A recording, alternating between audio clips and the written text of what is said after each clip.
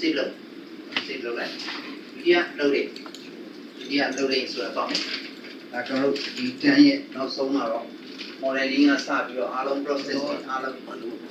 cũng sẽ đi đi đâu đã salvation của file đi rồi đó dia loading đó là cho nó easy course có advanced course nào đây Pamidari, Pamidari, can we up? Define static locus define static locus. Define static locus. Set life na kuha Pamida. So di maro kungri flori mapare to finish mapao. So da locus sila nyere niwe finish to or teni yara ho. Di so shama charo finish mapao kuma kungri slap pa ma finish pa ma. Aku mubya me si. Na finish test ya. Wall lu de.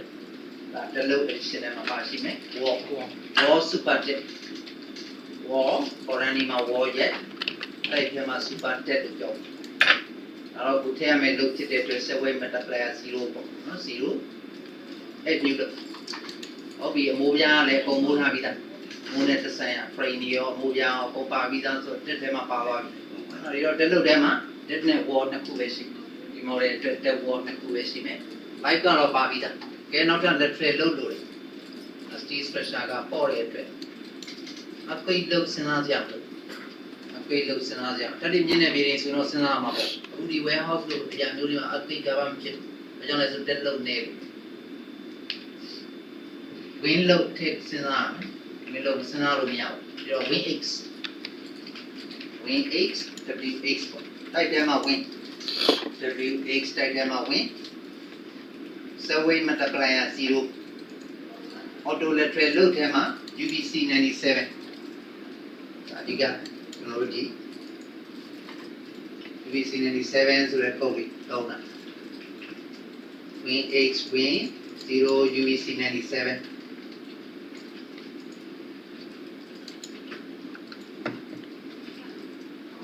Add new load.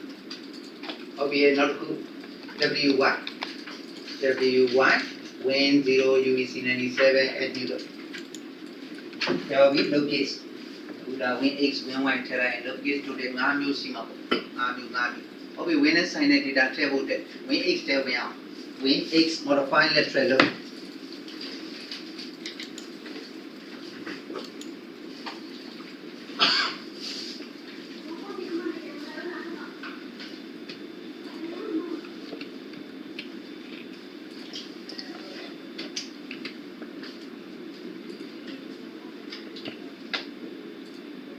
X modify lateral load. Modify lateral load theo cái này. Vì modify lateral load theo cái này mà. Anh em đãคุยไหม Opera Y นี่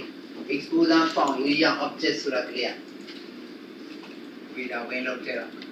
ဟို basic course မှာတော့ကျွန်တော်ပြောခဲ့တယ်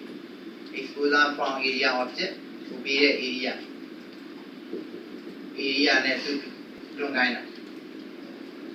exposure from area object ဆိုတာ clear မယ် Opera exposure height ဆိုပြီးရှိတယ် Opera exposure height window main story height ပါ exposure height က top story top ပဲ top story ကတော့ဟိုပေါ်ဆုံးဒီကြိုက်မှာ top story top bottom story က base လို့ဖြစ်နေတယ်ဒီကမြေကြောက်ထဲဝင်မတိုက်တဲ့အတွက် ground floor လို့ပဲပြောနောက် bottom story ကို GF ပြင်ground floor ပြင်ရမယ် bottom story ကို GF okay ညာဘက်မှာ design wind speed ဟုတ်လား wind speed တွေတောင်းတယ် 9 power နဲ့တောင်းတယ်ဆိုတော့ design wind speed ကဒီဒါနေနဲ့ warehouse ဆိုတာကိုမြင်နေတယ်ကြားမှာမဟုတ်တော့ 89 power ဒီလိုပုံမှန် design လုပ်တဲ့ wind speed 89 power ပြီးတော့ MMBC က100အငုံဆိုရင်100 mile power ပေါ့ဒါပေမဲ့ကျွန်တော်ဒီထမ်းမြင့်နေမှာထမ်းနေနေအဲ့လောက်100 mile power wind speed နဲ့အောက်ကိုတိုက်ဖို့တိတ်မလွယ်ဘူးပေါ့ကျွန်တော် wind speed လည်းပဲ80 mile power ဟိုရင်တော့ design နဲ့ပဲအရင်တွန်းအောင်ဒါသူ MMB ကသတ်မှတ်တဲ့အတိုင်းတွန်းမယ်ဆိုရင်လည်း100ပေါ့နော်100 mile power โอเค80နဲ့ပဲတွန်းအောင်ဒါဘူးတီကိုကျွန်တော်တို့ဒါ80နဲ့ design လုပ်တာစက်ရုံတွေ warehouse တွေအကုန်လုံးက80 mile power နဲ့ပဲတွန်းတာ system တွေ80 mile power ပဲတွန်းတယ်ဟုတ်လားကိုတက်မှာသူတို့သတ်မှတ်တဲ့100 mile power ပဲเนาะဒါနဲ့စတွန်းတာပြောပြီး80 mile power exposure type ဒါ exposure type လည်း PCD 3မျိုးရှိ exposure type ဒီထဲမှာ exposure B ဆိုတာ B မှာတားဆီးရှင် exposure B ပေါ့ exposure C ဆိုတာတော့ဒါ B က with obstruction A မှာတားဆီးရှင် exposure B ဖြစ်တယ်မျိုးရဲဆောင်းနေ exposure B နဲ့ပေးလို့ရတယ် exposure C ဆိုတော့ without obstruction တားဆီးမှမရှိဘဲနဲ့ flat drain ဒီမိနစ်ပြန်ရလဲညီတယ်တားဆီးမှလည်းမရှိဘူးပြင်းရဲမှာဆိုရင် exposure C လို့ဖြစ်တယ် exposure D ကကြတော့ without obstruction flat drain အပြင်ကို near C ပြင်လန်ကဏ္ဍနေရာဒီတိုင်းရေပါတက်လာပြီးကျွန်းနေဆိုတဲ့နေရာမျိုးလေးဒီနေရာရေပါတက်လာပြီးကျွန်းရင် exposure D လို့ဖြစ်တယ်ပုံမှန်တော့ကျွန်တော်တို့ exposure C ပေးလေးရှိတယ်ဘာမှဘေးမှာတားဆီးမရှိဘူးပြင်းရဲမှာအကုန်လုံးမနေရာတွေအားလုံးက exposure type ပါပဲပေးတယ် C exposure C စစ်ပြောင်း design လုပ်ရင် exposure C ပေးတယ် okay important factor 1 okay ဝင်ဝိုင်းနဲ့လည်းဝင် WY modifying literature အပေါ်မှာ Y နဲ့ခုစီရတဲ့အောက်က Y နဲ့ပြရမယ် exposure from area object ဒါကလေးရ okay exposure height က top story top bottom story ground floor ညာဘက်မှာ design wind speed 89 power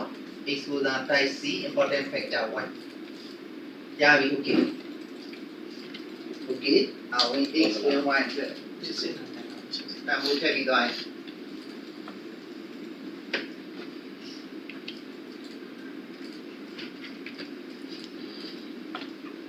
ဟုတ်ပြီဒါထည့်ပြီးသွားရင် look case နာမည်ရေးပြီးသားပြီအောက်ကတပိုင်း look combination နဲ့တော့တပိုင်း look combination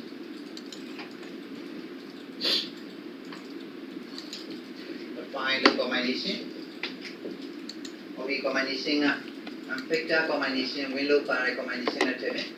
ဒါပြောင်းတော့ factor combination design combination ပေါ့ဒီမှာတော့ C ရော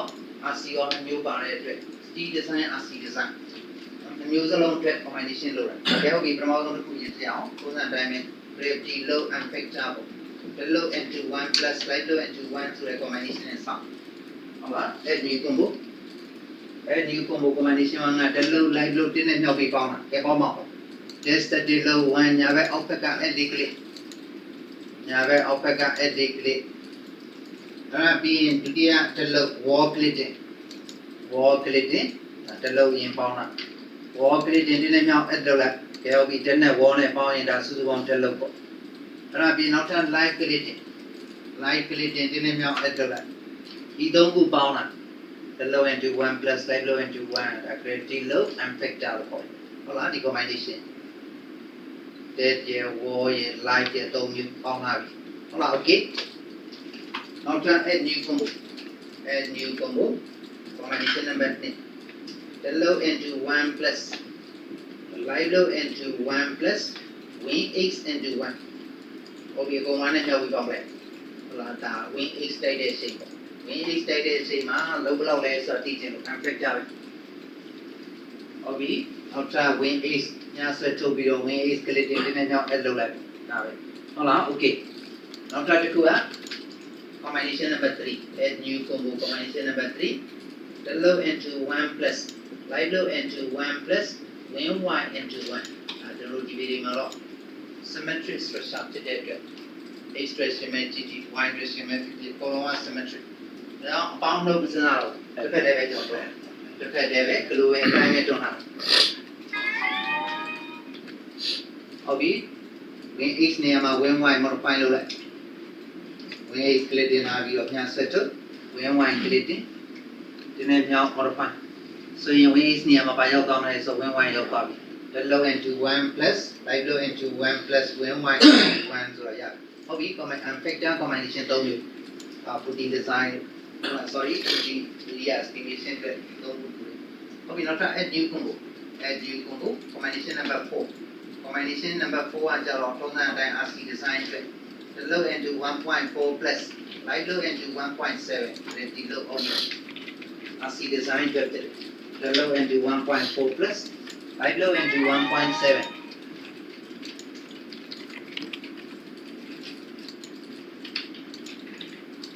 ဒါလုပ်တယ် dead ရ wall ရ 1.4 modify နဲ့ပြင်လိုက် modify နဲ့ပြင်အောက်က clip တင်ပြီးတော့ speed factor တွေ modify နေနဲ့ပြင်သွားလိုက် Okay, the low and the 1.4, live 1.7. Win panny, the win to the left. Well, I win, so win wine panny, and when wine will clip it on the little left. We tell like the new level. The low end to 1.4 Emma, dead near 1 and a cooper. Tell 1.4, or 1.4, like 1.7 about. Okay. And I'll be not at new combo. Number 5. Then low into 1.05 plus right low into 1.275 plus wing x into 1.275. Now you know what I did to Malona 2 1.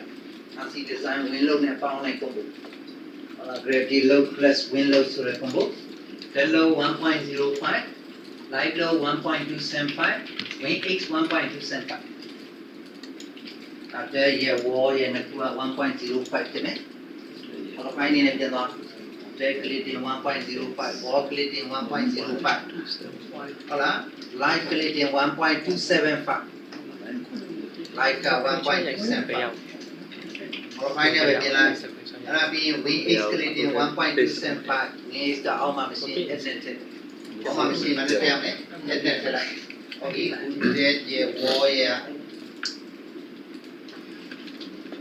war 1.05. Like 1.275, we is 1.275. Javi, okay.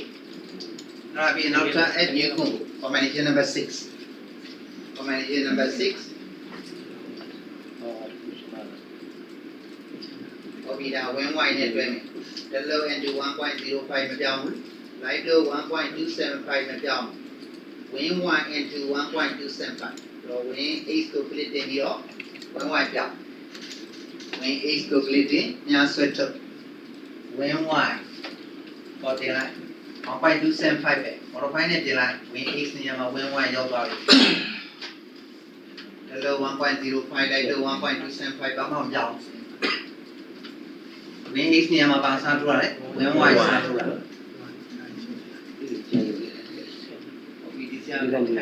when y worry, and the modify the look on it, and then you are almost shit, and then almost see the modify it, Jenna. See, and then yeah. See, now put up Jenna, modify it.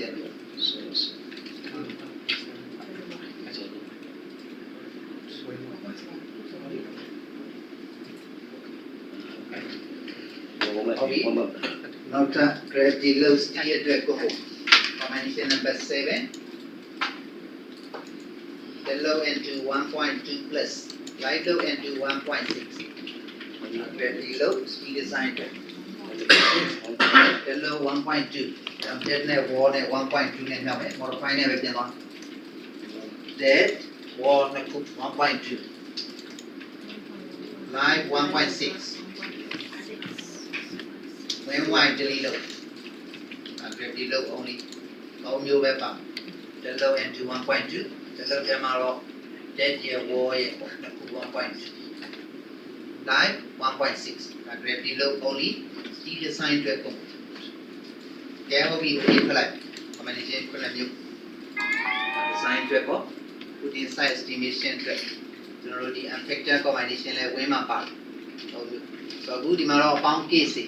Symmetry get very a pound place never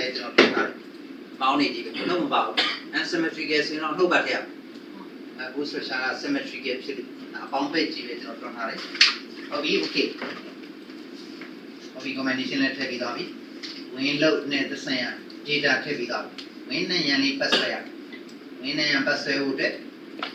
Plain. Level Shama plain RB level. Level Shama plain RB level. Malirama colon being all new area. Colon being all new area. Point object of plan. Colon being all new area, point object. Okay, we know area nyai sira. Hey, we know area we know. Muzonga leve. Think mamaku muzonga area. You know, more don't look never. Get into Nayan Dona nyai. Large on Nayan low better to me. The special area now. You know, when I am for the net only ဒီမှာဒီဇက်လေးမပါတဲ့ original တော့လေစီဝေါ်ဆွဲတာပဲဖြစ်ဖြစ်မင်းတွန်းနဲ့နေရန်ဆွဲတာပဲဖြစ်ဖြစ်တန်းနဲ့ဆွဲ draw wall ဟိုလား wall လေးဆွဲရင်စီဝေါ်ဆွဲလက်တာပဲဒီမှာဒီဇက်လေးမပါတဲ့ original တော့လေဒီဘက်တောင်းလိုက်မှရှိမယ်ဟုတ်လားဒီဘက်တောင်းလိုက်မှ original တော့လေခေါ်ဒီမှာ wall 1 click ပြီးတော့ညဆက်တော့ wall 1 click ပြီးတော့ညဆက်တော့ nan ဆိုတာခေါ် nan wall ဆိုတာဘာမှမဟုတ်တဲ့ wall ပါဟုတ်လားအဲ့ဒီ nan wall နဲ့ကျွန်တော်တို့ဒီလက်ရရေးပတ်ဆွဲရ nan wall နဲ့လက်ရရေးပတ်ဆွဲရဟောကျွန်တော်တို့ column to column ဆက်တာပါ RB level မှာ column to column ဆက်လိုက်လက်ရရေးပတ်ဆွဲအားလုံးလက်ရရေးပတ်ဆွဲလိုက်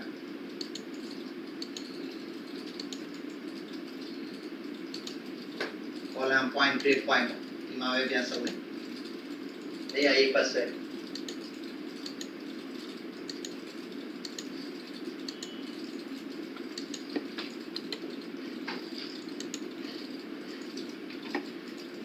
ကျုံနဲ့နေရာလေးလေးရေးပတ်ဆက်မယ်။ RB level မှာဆွဲလိုက်တော့ ground floor ဒီစံတော့ဟု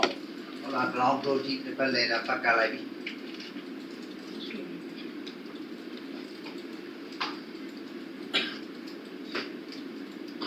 မလေးရမှာ all new area တစ်ခုပဲဖွင့်မယ်ကျန်တာပိတ် all new area တစ်ခုပဲဖွင့်မယ်ကျန်တာပိတ်လိုက်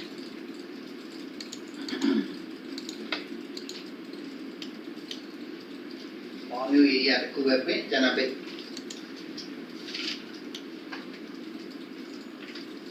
window နဲ့နေရာလေးပဲဖွင့်ထားလို့ဟုတ်လား all new area တစ်ခုပဲဖွင့်မယ်ပဲပဲရှမ်းမှာအခု win x တွန်းတော့မယ် win x တွန်းဖို့အတွက်ပဲပဲတောင်းလိုက်နိုင်ရင်ဒါ win x left to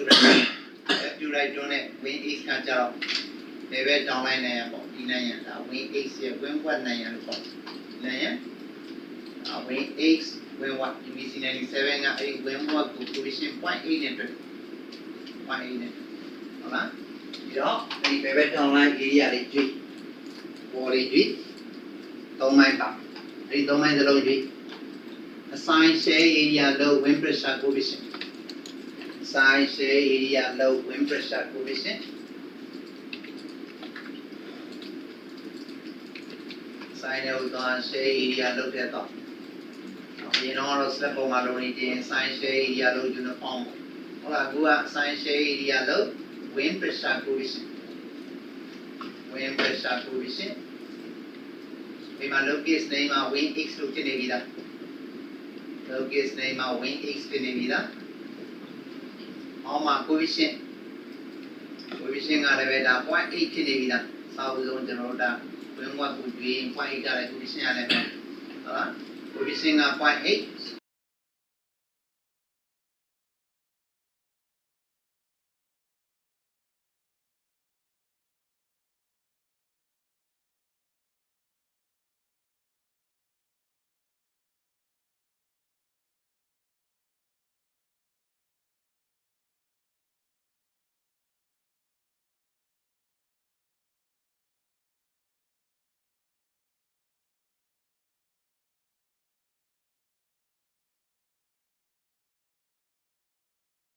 အောက်မှာကျွန်တော်တို့ wind watt တန် 4 watt တန်ဆိုပြီးတော့မျိုးအဝိုင်းလေးပါတယ်ဟုတ်လားအခုကျွန်တော်ရွေးထားတဲ့နေရာကဒီတိုက်တဲ့ဘက် wind watt နေရာဖြစ်တယ်။ဒါ wind watt ပြစ်ထားပြီလားဒီ default ပုံ၌ကိုက wind 8.8 wind watt ဖြစ်နေပြီလားဟုတ်လားအခုရွေးထားတဲ့နေရာကလည်း wind watt နေရာဒီလိုမယ်ဟုတ်ပြီ assign share area low wind pressure coefficient locus name မှာ wind 8 ဒီတိုင်းပဲဒီ default အတိုင်းပဲအခုကျွန်တော်ရွေးထားတဲ့နေရာစာအုပ်ဆုံး wind 8ရဲ့ wind watt နေရာရွေးထားတော့ဒီတိုင်းပဲညာဘက်တောင်းလိုက်နိုင်ရင်ကြည့်ညာဘက်တောင်းလိုက်နိုင်ရင်ကိုကြည့် assign share area low wind pressure coefficient assign share area low wind pressure coefficient wind 8ပဲသူကြတော့ coefficient က -0.5 ထည့်ရမယ်ဒီ watt နဲ့ရလို့ပေါ့ဒီကွယ်တဲ့ဘက်ကကျတော့ 0.5 နဲ့တွေ့ဒီစီ97ဒါကြောင့်ကျွန်တော်တို့ wind 8 -0.5 big watt လေဒီကွယ်တဲ့ဘက်ပေါ့ position က -0.5 ဒီ watt ဒီကွယ်တဲ့နိုင်ကြောင်ညာဘက်နိုင် expression အတွက်ညာဘက်နိုင်ဒီဒါဒီ watt နိုင်ဖြစ်တယ်ဟုတ်ပြီ -0.5 ဒီ watt okay left to right ညာလေးပဲပေါ့ left to right ညာလေးပဲဒီ ညာလေးပဲပေါ့ဟုတ်ပြီ wine direction wing ကျွန်တော်တို့ဒီဗီဒီယိုမှာတော့ဗီဒီယိုတစ်လုံးလုံးအနေနဲ့ပြောရင်ဒီ wine direction wing ကတကယ် critical ပဲ wing wine ဟုတ်လားဆိုတော့ very frame ကိုအဓိက major wing လို့ခေါ်တယ် major wing တို့စားတယ်ဟိုကတော့တိုင်းနှလုံးမရှိဒီ direction အရေးဆုံးဒီ direction တို့နဲ့ wing east ကကြတော့တိုင်းဒီစိတ်နေအများကြီး။ကြောင့် wing east နဲ့ကျွေးတဲ့ကျွေး wing wine နဲ့ကျွေးတဲ့ကျွေးမှာ wing wine ကအများကြီးလို့ကြောင့် major wing က wing wine ဖြစ်ဟုတ်လား wing wine ဟုတ်ပြီရှင်းနေရင်ဒီလိုက် wing wine ရဲ့ wing wine နဲ့ရဖြစ် wing wine ရဲ့ wing wine နဲ့ရဒါလေးကျွေးမယ် wing wine 0.8 wing what wing wine 0.8 wing what size share area low wind pressure coefficient wing wine 0.8 wing what 0.8 wing what ဟုတ်ပြီ wine direction တိုင်းများလေးပုံမှန်တိုင်းပေါ် wine များလေးအတိုင်းပဲပေါ်ဘယ်လိုပဲများလေးတိုင်းပေါ်မယ်နောက်ဖက်နိုင်ရင် wing wine ရဲ့ဒီ wet နိုင်ရင်လို့ပေါ်ဟုတ်လားနောက်ဖက်နိုင်ရင်ရွေးပြီးတော့ size share area low wind pressure coefficient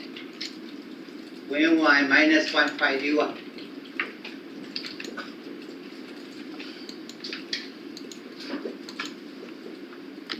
ဒါကိုလည်းလေးကိုတင်ရပါတယ်။ win load တွန်းတဲ့ပုံစံလေး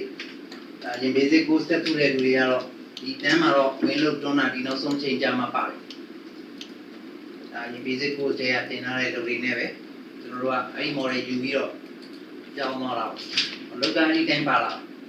။တော့ win load တွန်းတာလေ။ဒီစံဆွဲတာမှားတယ်လေရရေးပတ်ဆွဲတာကိုလက်ဝဲရေးဆွဲတယ်ဒီတစ်နှစ်ပြန်ဆွဲလေရရေးပြန်ဆွဲမင်းတို့ကိုလေရရေးပြန်ဆွဲလေရရေးဆိုဘယ်လိုရေးလဲအဲ့ဒါလေရရေးဇန်နဝါရီမှန်ပြီးတခုတည်းဘယ်လိုလုပ်လိုက်လဲဟုတ်ပြီဝင်းနေရဆွဲတဲ့အခါကျွန်တော်လေရရေးပတ်ဆွဲဒီကျွန်တော်ပြောထားတဲ့ sign တိုင်းဝင်းကပေါင်းနေတဲ့ဒီဝတ်အနှုတ်နဲ့ထိန်ကိုလိုချင်တဲ့ sign လေးအတိုင်းမှန်တိုင်းဖြစ်အမှန်တိုင်းကျွန်တော်ဆွဲတဲ့အခါလည်းတသမတ်ထဲလေရရေးပတ်ဆွဲဖို့လိုတယ်ဒီကကိုနှုတ်ဆိုင်လေးနဲ့ပေးလိုက်တာနဲ့ကိုလိုချင်တဲ့ wind direction တိုင်းမှန်အမှန်ရောက်သွားအောင်လုပ်ထားတာကဲဟုတ်ပြီ wind load တွန်းပြီးတော့စစ်ခဏလုပ်မယ်နောက်ထပ် gravity load ထဲကအမိုးပေါ်မှာ light load တင်ရမိုးပေါ်မှာ light load တင်မှုအတွက် unit pound feet ကြောက်ကျွန်တော်နားလေလေ unit က pound feet တဲ့လောက်လေ gravity load တင်ရင်အဲ့ဒီ gravity load မှာကျွန်တော်ကလက်ပေါ်မှာဆွေးနေပဲ pound per square feet နဲ့တင် pound per square feet နဲ့တင်တယ်ဒါကြောင့် unit ကဘာ unit ဖြစ်ရမလဲဆိုတော့ pound feet ဖြစ် pound ကိုဘောမှာ light load blue light load 20 second နောက်ဟိုရရွေးခြင်းနားလည်းကျွန်တော်ရွေးခဲ့တယ်ဟုတ်လား select by wall step decision လို့ဆိုဟုတ်လား okay ဆိုရင်ဒီနေ့ pound feet ပြောင်းပြီး select by wall step decision blue ရေးလိုက် okay လုပ်လိုက်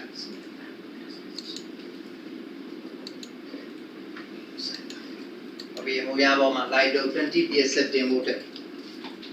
sign share area load uniform sign share area load uniform locus name and light နောက်တစ်ဆင့် locus တစ်ခုချင်းစီပြောင်းမိခြင်း locus name and light load tempo 20ဟိုပေါ်မှာ light load norm နဲ့20 psi လို့တင်ဟုတ်လား20 okay ဟုတ်ပြီဒါဆိုရင်ဟိုရပေါ်မှာ20 psi light load ရောက်သွားပြီ light load တရားဟုတ်ပြီနောက်ထပ်ပါရှိမလဲဆိုတော့ ground beam တွေပေါ်မှာ wall weight ရှိနောက်ထပ် ground beam ပေါ်မှာ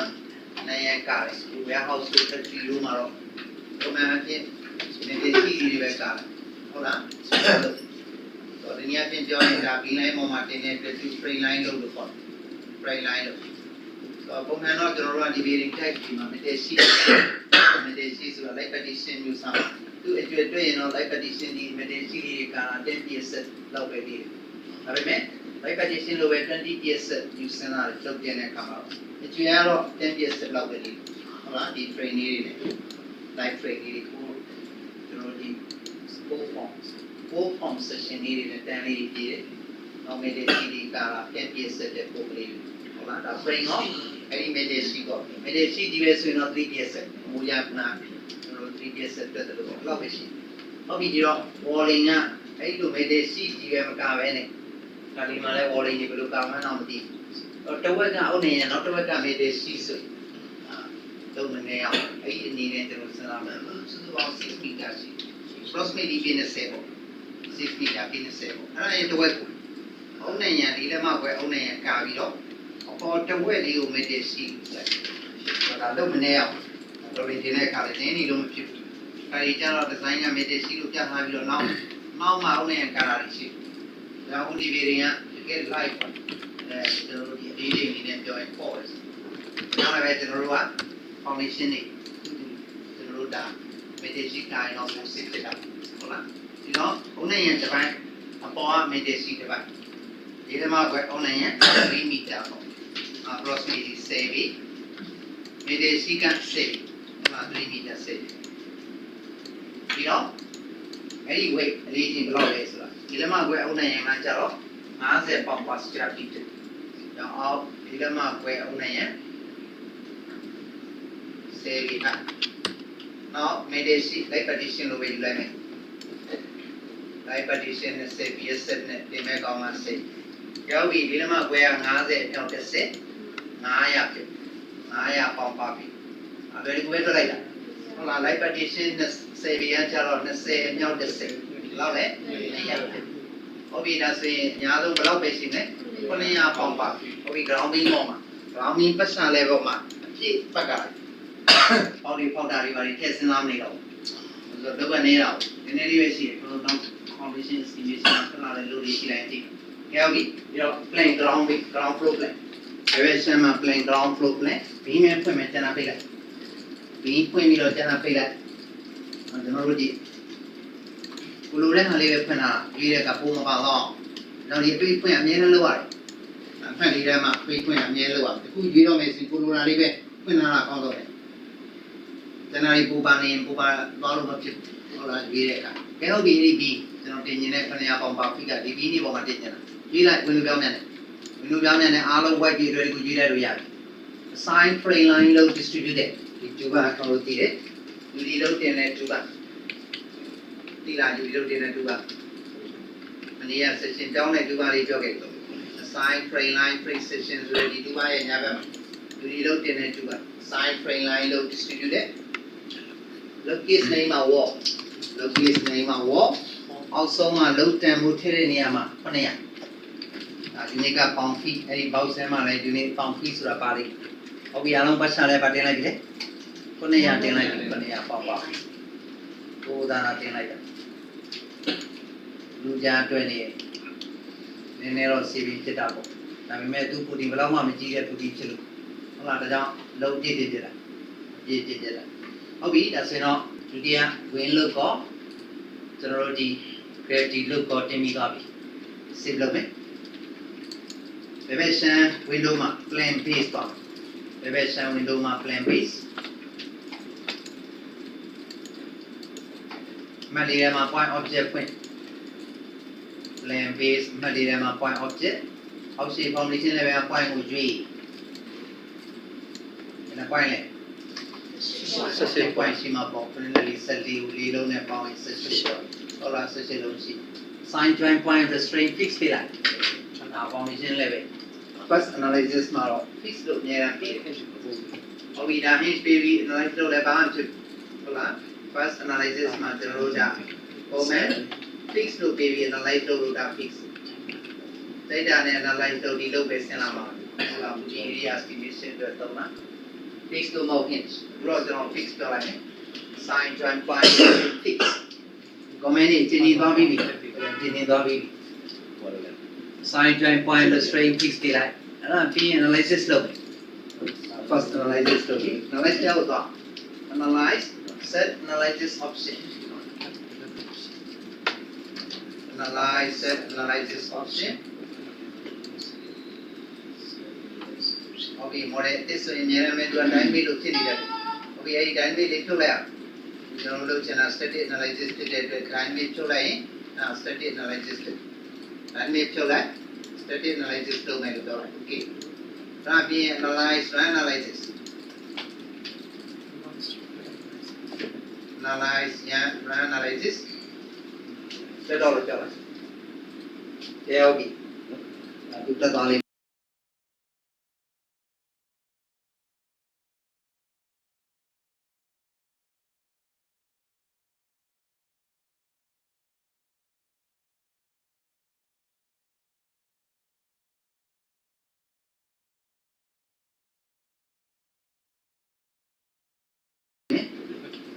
analysis ပြီးတာနဲ့ပုံမှန် deform shape လေးသူပြမှာပေါ့တရားဟုတ်ပြီဒီကခုနကကျွန်တော်ပြောတဲ့ elevation 2 ခေါ်လိုက် elevation 2 grade 2 elevation 2ဟိုဒီက cable frame ကျွန်တော်ရဲ့ cable frame ဒီကြwin wine ဘယ်လိုရွေ့လဲဆိုတဲ့အရာလေးဒီကစစ်ဖို့လို့လေ win wine ဟိုဒီ frame လေးwin wine တွန်းတဲ့အချိန်မှာဒီ frame လေးသူရွေ့သွားဟိုမှာ the displacement နေနဲ့ဟိုလာလေး level 3ဖြစ်သွားမယ်ဟိုဒီ win wine အတွက်အဲ့ deform shape ခေါ်တယ် win wine ရဲ့ deform shape ကိုခေါ်တယ်။ကြောင့်အပေါ်ဒီဘက်မှာကျွန်တော်တို့ deform mode shape force diagram ၄မျိုးရှိတယ်။ဟုတ်လားအဲ့ဒီက deform shape ရွေ့သွားတဲ့ deform shape ကိုခေါ်လိုက်။အဲ့ဒါကိုဘာနဲ့ခေါ်လဲဆိုတော့လုံထဲမှာ win wine နဲ့ပဲကြည့် win wine WY နဲ့ကြည့်မယ်။ Okay elevation 2 frame လေးကို WY နဲ့ကြည့်လိုက် win wine okay ကဲဟုတ်ပြီအခုရွေးသွားတဲ့ပုံစံလေးပြပြီအမှတ်လေးထဲမှာ point object ဖွင့်လိုက် point ထောက်မှာ right click မှာ displacement တန်ဖို့ကျွန်တော်သိမှာဒီတော့ point မဖွင့်ရသေးတဲ့လူတွေ point ဖွင့်ကဲဟုတ်ပြီရွေးနေတာတွေ့ညာဘက်အစွန် point ညာဘက်အစွန် point လေးတိုင်းညာဘက်ကိုရိုင်းသွားတော့ပေါ့တွန်းချလိုက်ညာနေပြီးတော့တွန်းချလိုက်တဲ့ဒီဗီဒီကြီးအပေါ်ထိပ်မှာ RB level မှာရွေးသွားတယ်ဟုတ်လားအခုကျွန်တော် elevation 2ရဲ့ column C column လေးအဲ့ဒီ C column လေးသက်ဆိုင်ရာ distance တစ်ခုရွေးသွားပြီဒီ data လေးဟုတ်လားဟိုဘက်ကိုရွေးသွားပြီကဲဟုတ်ပြီဒီရွေးလေးဘယ်လောက်လဲဆိုတော့ဒီ data လေးတော့ data y ဟုတ်လားအဲ့ point 6ပြီး right click လိုက် 1.24 အဲ့ဒီမှာ displacement တန်ဖို့လက်မနဲ့သူပြောပြီဟုတ်လား 1.29 inches single story business height ပဲရှိဘူးရွေးသွားတဲ့ရွေးဘယ်လောက်ကြီးလဲ1.2ဒီကတော့ပေးနေအတွက် story drip shape လေးလုပ်ခဲ့ drip shape 0.02h လောက်ပဲပြီးဦးကျွန်တော်တို့ proximate data ဘယ်နှ height ဘယ်နှ height ရှိလဲဆိုတော့ business 240လက်မဟုတ်လား business ဒီကကျွန်တော်ဒီဒါလေးမှတ်မိလားမသိဘူး 0.027 အတွက်ထွက်လိုက်တော့ရဒီအစရဲမှာ 0.027 အတွက် 2.4 inches ဆိုတော့မှတ်မိတယ်နေရာဒီ 2.4 inches 7 2.4ဒီတော့ဒီနဲ့ဆက်ဆို 4.8 4.8ဟုတ်လားဒါကကျွန်တော်တို့ဒီ last displacement 1.29 ဆို 4.8 ချက် less လောက်လဲ 4.1 1.29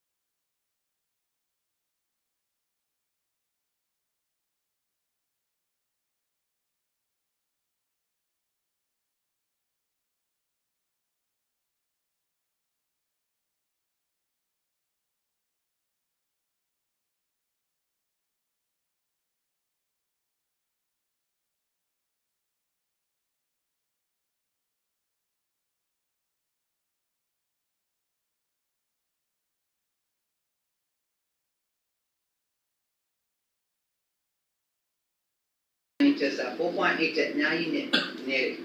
ဟုတ်လားကြောင့်ဒါလက်ခံလိုက်ဒီမှာပဲ steel frame ရတော့ဒါဒီမှာဟုတ်လားအကြမ်းမြင်တာမီးကကျွန်တော်တို့ဒီက 0.02 page နဲ့ဆင်း